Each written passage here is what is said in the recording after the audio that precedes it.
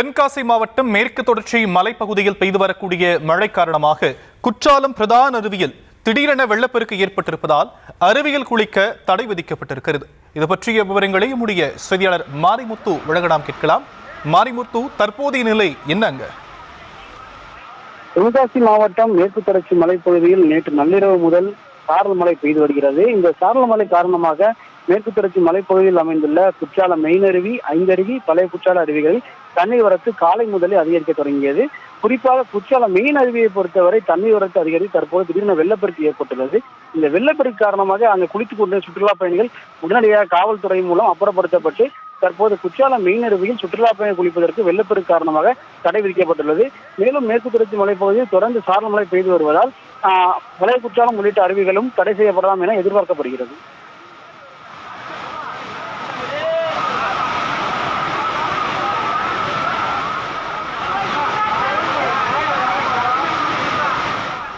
தற்போதைய விவரங்களுக்கு நன்றி மாரி.